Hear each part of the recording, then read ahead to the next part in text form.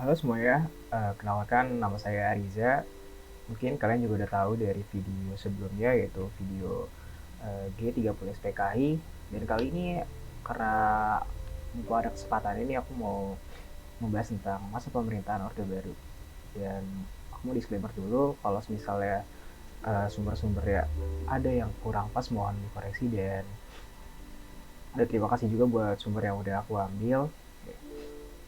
Oke, langsung kita mulai aja kali ya. Masa pemerintahan Orde Baru. Oke, di sini kita bakal konten-konten apa sih yang bakal kita bahas nih. Kita pertama-tama bakal ngebahas tentang dari pengertiannya dulu, terus latar belakang Orde Baru, ciri-ciri Orde Baru, perkembangan ekonominya, terus perkembangan politik dalam negeri dan perkembangan politik luar negerinya, serta runtuhnya Orde Baru itu sendiri. Oke, kita mulai dari pengertiannya nih. Orde Baru adalah rezim yang pernah berkuasa di Indonesia dengan waktu lama, yaitu 32 tahun. Masa pemerintahan Orde Baru dipimpin oleh Jenderal Soeharto. Istilah Orde Baru diciptakan untuk membedakan periode ini dengan periode Indonesia sebelumnya, yaitu Orde Lama yang dipimpin oleh Presiden Soekarno. Masa pemerintahan ini berlangsung sejak diterimanya Surat Perintah 11 Maret atau Supersemar pada 11 Maret 1966 oleh Jenderal Soeharto dan berakhir ketika reformasi yang terjadi pada tahun 1998. Oke, selanjutnya kita bakal ngebahas nih latar belakang apa aja sih yang melatar belakangi masa Orde Baru itu sendiri. Oke, hal pertama yang melatar belakangi itu di 30 SPKI. Ini bukan hal yang lumrah lah, bukan hal yang udah jadi hal yang lumrah ya G30 SPKI ini. Oke, lalu apa aja sih, kenapa bisa melatar belakanginya? G30 SPKI. Setelah gerakan 30 September 1965 ditumpas dan diketahui bahwa PKI adalah dalangnya, kemarahan rakyat makin meningkat dan terjadi pemberontakan fisik antara masyarakat dengan masa PKI di Jakarta serta berbagai daerah di seluruh Indonesia. Setelah itu, untuk mengisi kekosongan, Soeharto diangkat sebagai Panglima Angkatan Darat dan membuat tindakan-tindakan pembersihan terhadap unsur-unsur PKI dan ormas. Namun masih terjadi di kalangan masyarakat luas, berbagai partai politik, organisasi massa, pemuda, kaum wanita, dan masih banyak lagi secara serentak membentuk Front Pancasila untuk menghancurkan pendukung G30 SPKI. Mereka meminta kepada pemerintah untuk menyelesaikan secara politis terhadap pihak yang terlibat dalam G30 SPKI. Faktor yang melatar belakangnya kedua itu kondisi perekonomian. Pada tahun 1950 hingga 1960-an, kondisi perekonomian semakin bertambah buruk. Barang-barang keperluan sehari-hari semakin sulit didapatkan, harganya pun makin mahal sehingga terjadi inflasi. Pelajar yang tergabung dalam Front Pancasila bahkan menyatakan kebijakan ekonomi pemerintah saat itu tidak dapat dibenarkan. Oke, yang ketiga itu ada tuntutan Tritura.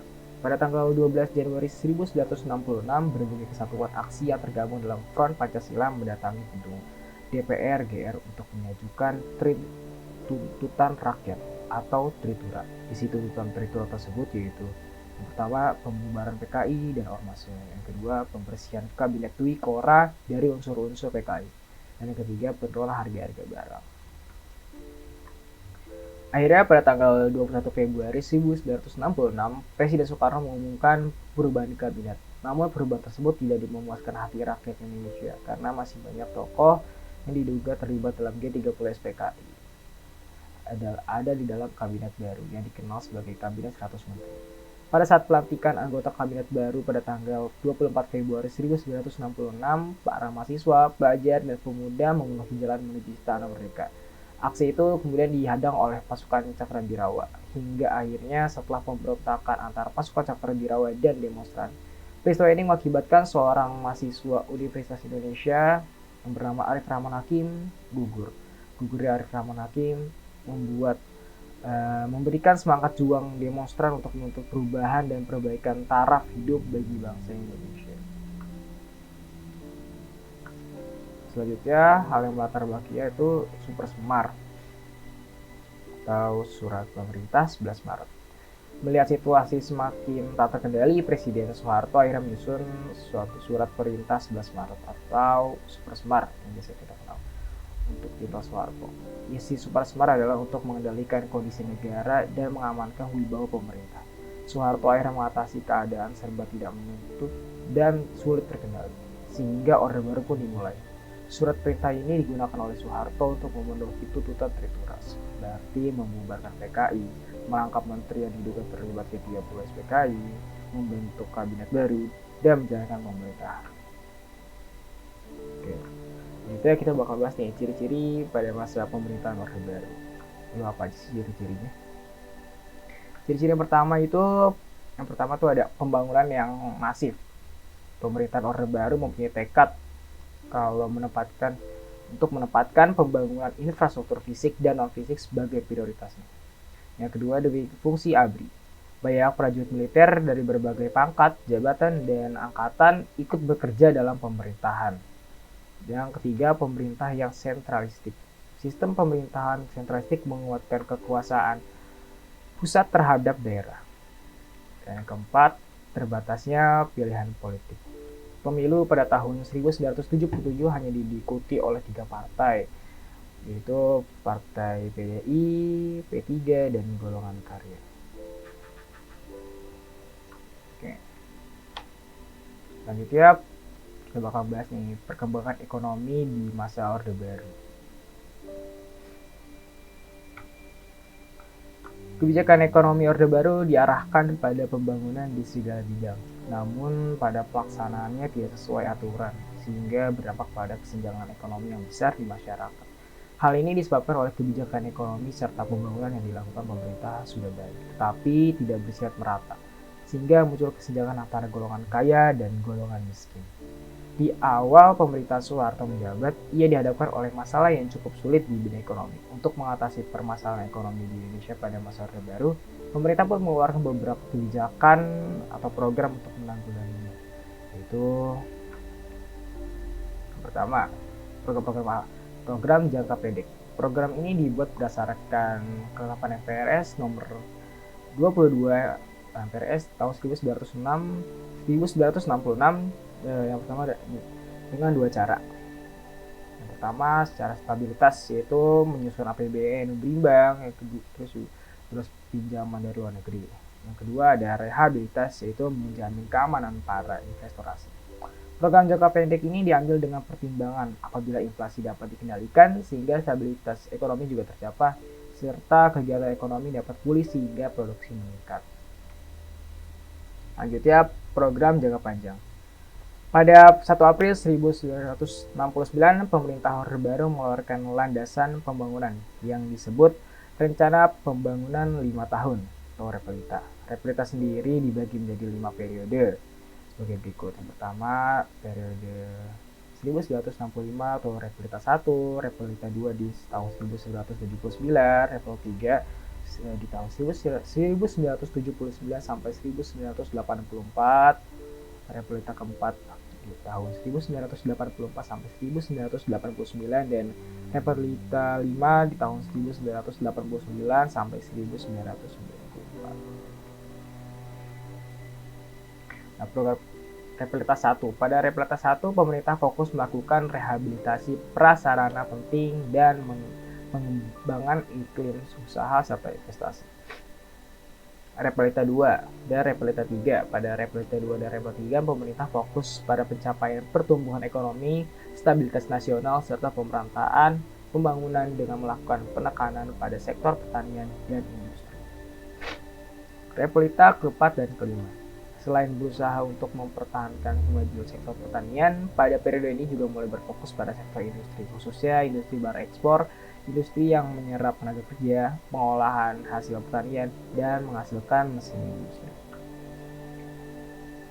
Oke, selanjutnya kita bahas nih perkembangan politik dalam negeri pada masa Orde Baru. Yang pertama, pembubaran PKI dan organisasi masanya. Soeharto sebagai pengemban Super Semar guna menjamin keamanan, ketenangan, serta kestabilan jalannya pemerintahan melakukan Yang pertama, pembubaran PKI pada tanggal 12 Maret 1966 yang diperkuat dengan dikukuhnya ketetapan MPRS nomor 9 tahun 1966. Yang kedua, dikeluarkan pula keputusan menyatakan bahwa PKI sebagai organisasi terlarang di Indonesia. Yang ketiga, pada tanggal 8 Maret 1966 dilakukan pengamanan 15 orang menteri yang dianggap terlibat gerakan 30 September 1965. Yang kedua, pembentukan Kabinet Pembangunan. Kabinet awal pada masa peralihan kekuasaan di tahun 1966 adalah Kabinet Ampera dengan tugas yang dikenal dengan nama Dwi Dharma. Kabinet Ampera yaitu untuk menciptakan stabilitas politik dan ekonomi sebagai persyaratan untuk melaksanakan pembangunan nasional. Yang selanjutnya, pelaksanaan pemilihan umum. Selama masa Orde Baru telah berhasil melaksanakan pemilihan umum sebanyak 6 kali, diselenggarakan setiap 5 tahun sekali, yaitu pada tahun 1971, 1977, 1982, 1987, 1992, dan 1997. Penyelenggaraan pemilu yang teratur selama Orde Baru menimbulkan kesan bahwa demokrasi di Indonesia sudah tercipta.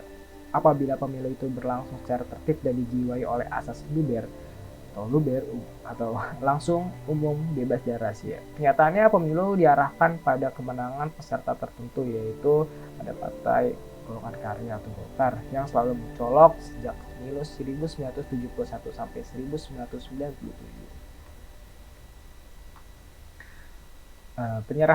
Selanjutnya, penyederhanaan partai politik. Penyederhanaan partai politik menjadi 2 partai dan 1 golongan karya, yaitu Partai Persatuan Pembangunan atau P3 gabungan dari Partai Nahdlatul Ulama, Parmusi, PERTI, PSII, Partai Demokrasi Indonesia, PDI gabungan dari Partai Nasional Indonesia, Partai Katolik, Partai Murbah, IPKI, Parkindo, dan golongan karya.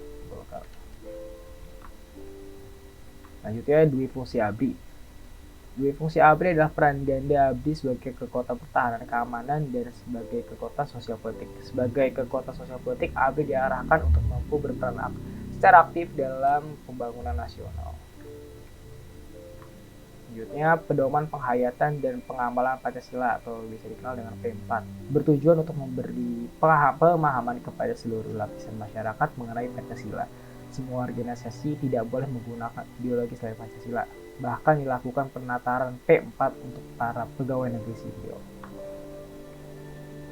Selanjutnya, perkembangan politik luar negeri di masa Orde Baru. Yang pertama nih, Indonesia kembali menjadi anggota PBB. Pada saat Indonesia keluar dari PBB tanggal 7 Agustus 1965, Indonesia terkucil dari pergaulan internasional yang dimiliki Indonesia sendiri secara ekonomi maupun politik dunia. Keadaan ini kemudian mendorong Indonesia untuk kembali menjadi anggota PBB berdasarkan hasil sidang DPR GR pada tanggal 28 September 1966. Indonesia resmi aktif kembali menjadi anggota PBB. Yang kedua, pemulihan hubungan diplomatik dengan Malaysia dan Singapura dan pemulihan hubungan dengan RRC atau Republik Cina.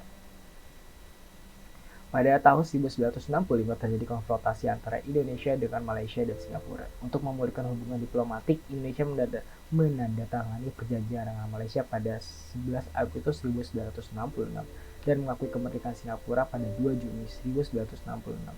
Indonesia juga membukukan hubungan diplomatik dengan RRC disebabkan pada masa G30 PKI Republik Rakyat Cina membantu PKI dalam melaksanakan kudeta tersebut. RRC dianggap terlalu mencampuri urusan dalam negeri Indonesia. Yang ketiga, memperkuat kerjasama regional dan internasional. Indonesia mulai memperkuat kerjasama baik regional dan internasional dengan melakukan beberapa upaya. Yang pertama, turut serta dalam pembentukan ASEAN. Indonesia menjadi salah satu negara pendiri ASEAN. Yang kedua, mengirimkan kontingen Garuda dalam misi perdamaian. Lalu juga ada ikut berperan dalam KTT non-blok serta berperan dalam organisasi konferensi Islam OI. Lalu ini pembahasan kita yang terakhir nih, runtuhnya masa pemerintahan Orde Baru. Runtuhnya masa pemerintahan Orde Baru. Berakhirnya masa Orde Baru Indonesia ditandai dengan adanya krisis ekonomi yang melanda sejak tahun 1997. Krisis tersebut membuat nilai tukar rupiah jatuh. Badai krisis moneter berlarut-larut akhirnya memancing kelompok kritis di masyarakat. Kelompok kritis menilai permasalahan ekonomi bertumbuh pada kesalahan urus pemerintah Orde Baru. Situasi yang awalnya hanya berupa krisis ekonomi berkembang menjadi krisis kepercayaan. Kepercayaan terhadap pemerintah menurun sehingga memicu kerusuhan, demonstrasi besar, bahkan penjarahan terutama di Jakarta. Kemarahan masyarakat terutama di kalangan mahasiswa semakin menjadi setelah Soeharto dicalonkan kembali sebagai Presiden Republik Indonesia pada pemilu ke-6. Para mahasiswa akhirnya menuntut adanya reformasi pada tahun 1998. Reformasi ini memiliki beberapa tujuan penting. Yang pertama, penghapusan fungsi ABRI, penurunan maupun pengadilan terhadap Soeharto dan kroni-kroninya, penghapusan praktik korupsi, kolusi, dan nepotisme, penegakan supremasi hukum, amandemen Undang-Undang Dasar 1945, pelaksanaan otonomi daerah seluas-luasnya. Melihat tuntutan reformasi semakin besar, Presiden Soeharto menyampaikan pengunduran diri pada tanggal 21 Mei 1998. Berakhirnya masa jabatan Soeharto inilah yang menjadi tanda runtuhnya Orde Baru dan berganti menjadi era reformasi. Oke. Nah, terima kasih nih buat yang udah menonton video ini. Semoga video ini bermanfaat bagi kalian semua. Dan saya minta maaf jika ada kesalahan baik dari sumber atau dari hal-hal lain karena saya minta maaf kalau misalnya ada yang kurang. Terima kasih atas waktunya. Oke, sampai jumpa. Have a nice day.